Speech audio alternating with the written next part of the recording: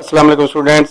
मोहम्मद आसम फरीद की जानिब से आपको नेशनल कॉमर्स ग्रुप में खुश आमदीद कहते हैं। स्टूडेंट्स, आज हम बिजनेस स्टैटिस्टिक्स में chapter diagram and graph representation of data को डिस्कस करेंगे।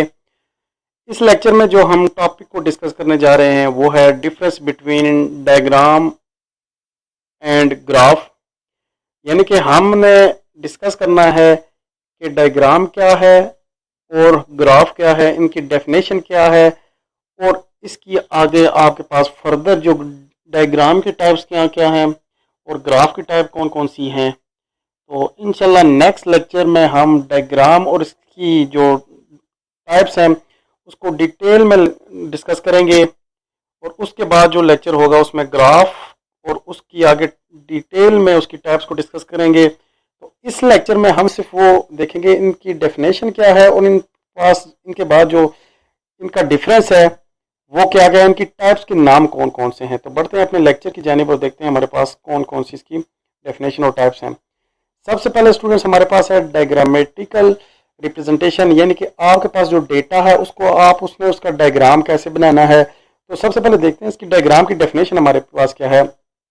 कहता है कि presentation of statistical data bye geometrical figures is called diagrammatical representation of data. आपके पास जो स्टैटिस्टिकल डेटा है उसको आप ज्योमेट्रिकल फिगर्स यानी कि फिगर्स आप जब बनाएंगे तो उसको आप कहेंगे डायग्रामेटिकल रिप्रेजेंटेशन। यानी कि डेटा को आप एक कर्व्स के हिसाब से एडजस्ट करेंगे, यानी कि उसके डिफरेंट शेप्स बनाएंगे। अगर आप डेटा को फिगर के हिसाब से वो चलाएं, ठीक है, तो वो आपके पास होगा डायग्रामिक रिप्रेजेंटेशन। तो इसकी आगे आपके पास जो टाइप्स है उसको हम डिस्कस करेंगे, लेकिन पहले हम देख लेते हैं जो हमारे पास ग्राफ है इसकी डेफिनेशन क्या कहती है। तो स्टूडेंट्स हमारे पास जो है representation preparation of statistical data bye geometrical curves is called graphic representation of data. जब हम किसी चीज का कर्व बनाएंगे तो उसको हम करेंगे ग्राफ, उसको कहेंगे। और जब हम किसी डेटा का हम उसको फिगर के हिसाब से करेंगे तो उसको हम डायग्राम कहेंगे। मोस्टली स्टूडेंट्स का, इकोनॉमिक्स के स्टूडेंट्स का सोचना ये होता है कि आपके पास जो डायग्राम है और ग्राफ है ये सेम है, लेकिन ये सेम नहीं होती। अगर आपने फिगर के हिसाब से चलना है तो आप उसको डायग्राम कहेंगे, लेकिन अगर आपने उसको कर्व्स की शेप में चलना है तो आप उसको ग्राफ कहेंगे। अब हम देखते हैं डायग्राम की जो आपके पास टाइप्स है वो कौन कौन सी हैं। टाइप्स ऑफ डायग्राम में सबसे पहले आपके पास आती है वन डायमेंशनल डायग्राम। अब वन डायमेंशनल डायग्राम क्या है, यानी कि इसमें नाम से ज़ाहिर है आपके पास इस डायग्राम की कोई एक डायमेंशन होगी। उसके बाद आपके पास जो है टू डायमेंशनल डायग्राम। इस डायग्राम में आपके पास जो साइड्स होंगी किसी भी डायग्राम की वो दो साइडें होगी। इसके बाद थ्री डायमेंशनल डायग्राम, यानी कि इस थ्री में आपके पास क्या कि तीन उसकी वो साइड्स होंगी कोई भी। तो हम नेक्स्ट लेक्चर में इसको डिटेल से डिस्कस करेंगे। फिर उसके बाद आपके पास पाई डायग्राम है, आपके पास पिक्टो डायग्राम है, कार्टो डायग्राम है। तो स्टूडेंट्स ये थी आपके पास किसकी टाइप्स, आपके पास डायग्राम की डिफरेंट टाइप्स थी। तो हमने डिटेल लेक्चर जो इसके पास थ्योरी है वो हमने नेक्स्ट लेक्चर में इंशाल्लाह डिस्कस करनी है।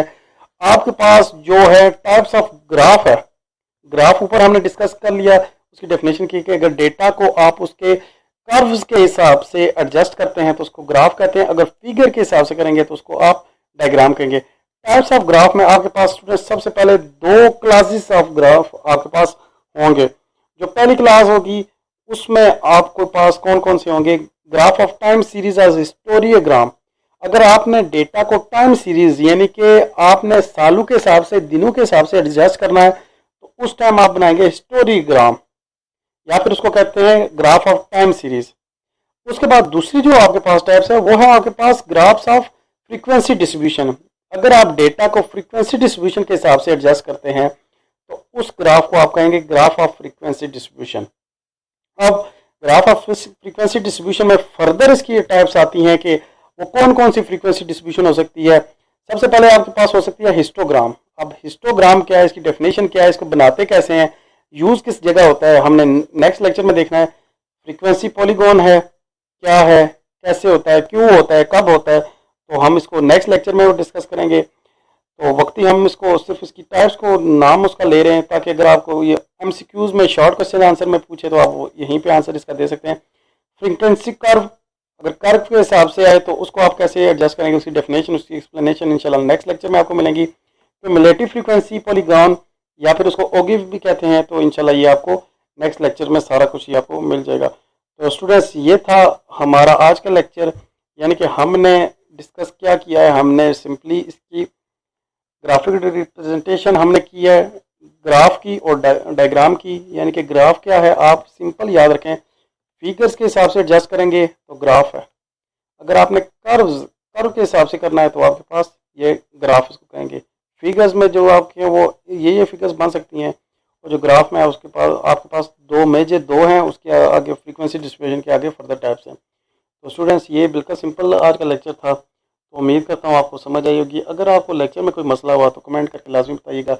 नेक्स्ट लेक्चर में इंशाल्लाह हम डायग्राम की आगे डिटेल डिस्कस करेंगे। तब तक के लिए अपना बहुत सारा ख्याल रखिएगा। अल्लाह हाफ़िज़।